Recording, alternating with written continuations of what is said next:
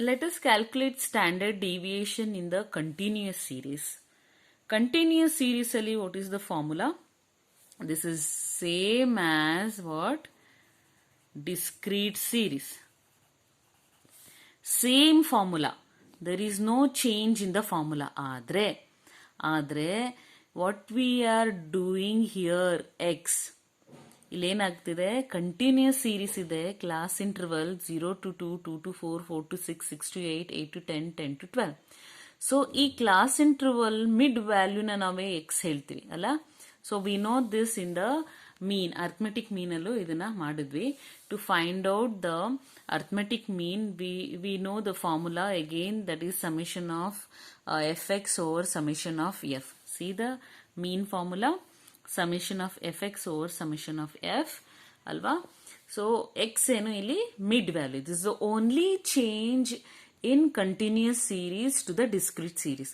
Discrete series alli x value hinge kottirtare amele frequency kottirtare whereas in a continuous series class interval kottirtare ಅದ್ರದ್ದು mid ವ್ಯಾಲ್ಯೂನ ನಾವು X ಅಂತ consider ಮಾಡಿ same ನಾವು discrete ಹೆಂಗ್ ಮಾಡಿದ್ವಿ ಅದೇ ತರ ಮಾಡಬೇಕು.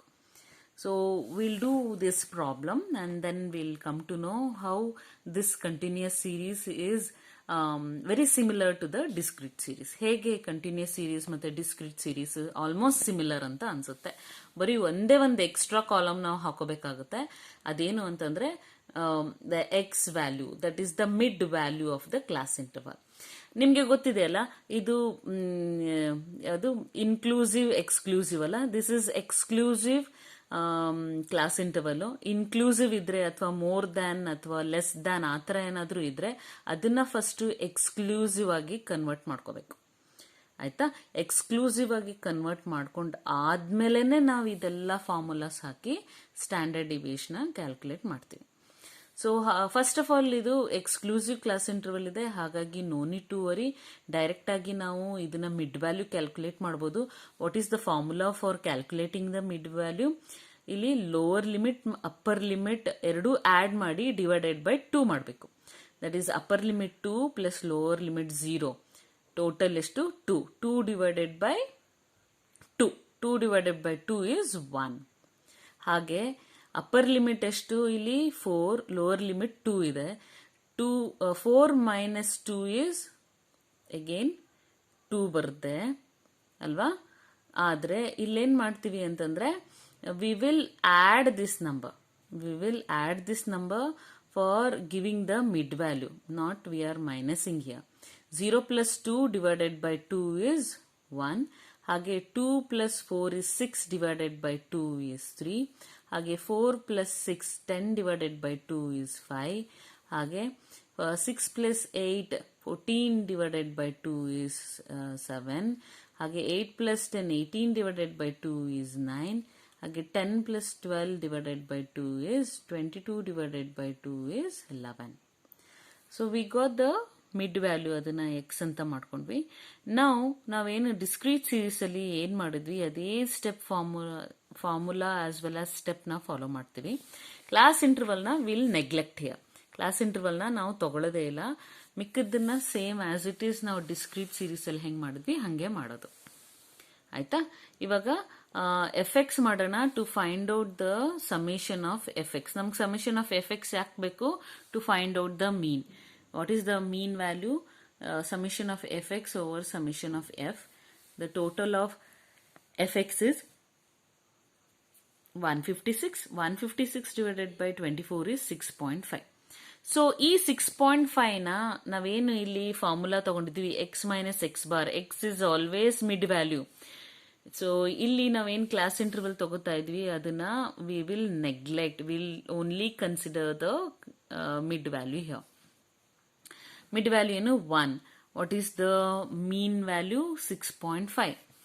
1 minus 6.5 is minus 5.5. 3 minus 6.5 is minus 3.5. So 5 minus ಎಷ್ಟು 6.5. 5 minus 6.5 is minus 1.5.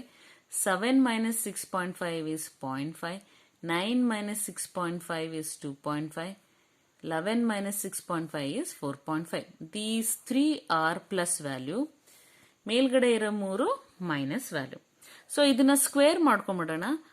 minus 5.5 into minus 5.5 is plus 30.27. ಹಾಗೆ minus 3.5 into minus 3.5 is equal to 12.25. ಹಾಗೆ 1.5 minus into minus 1.5 is equal to plus 2.25. So 0.5 into 0.5 is 0.25. 2.5 into 2.5 is 6.25. ಹಾಗೆ 4.5 into 4.5 is 20.25.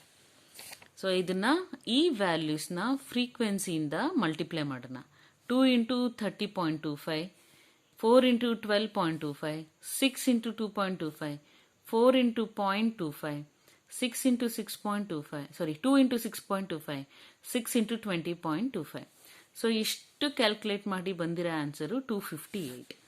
What is the value of summation of f x minus x bar square is 258. So standard deviation is root of 258 over 24. That is root of 10.75. That is standard deviation is equal to 3.28. Let us find out the coefficient of variance. That is coefficient of standard deviation is equal to standard deviation over mean into 100 ಆದರೂ ಮಾಡ್ಬೋದು. Into 100 ಮಾಡೋಣ. That is 3.28 over 6.5. Standard deviation is 3.25 over mean is 6.5 into 100. So we'll get the value of covariance, coefficient of variance is equal to 50.45. So let us do one more problem here. So class interval they have given 44. So let us let us do one more problem here. Calculate standard deviation and coefficient of variance. So class interval is 4 to 6, 6 to 8, 8 to 10, 10 to 12, 12 to 14. So frequency 3, 2, 3, 2, 5. Total frequency is 15, or summation of f is equal to 15. So what is the x is the mid value of 4 and 6. 4 plus 6 divided by 2, 6 plus 8 divided by 2, 8 by 10 divided by 2, 10 by 12 divided by 2, 12 by 14 divided by 2. So ಹಿಂಗೆ values ಬರುತ್ತೆ. ಈ values ಇಂದ ಫ್ರೀಕ್ವೆನ್ಸಿನ multiply ಮಾಡಿದಾಗ ನಮಗೇನು ಸಿಗುತ್ತೆ? 123 which is the summation of fx. ಆಯ್ತಾ? Then what is the mean? Summation of fx over summation of f. That is 123 divided by 15 is equal to 8.2. We got to know the mean. A mean ಇಂದ ಈ x ವ್ಯಾಲ್ಯೂನ minus ಮಾಡೋಣ.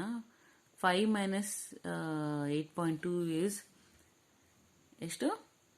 minus 3.2. ಹಾಗೆ 7 minus 8.2 is minus 1.2. ಹಾಗೆ 9 minus 8.2 is plus 0.8.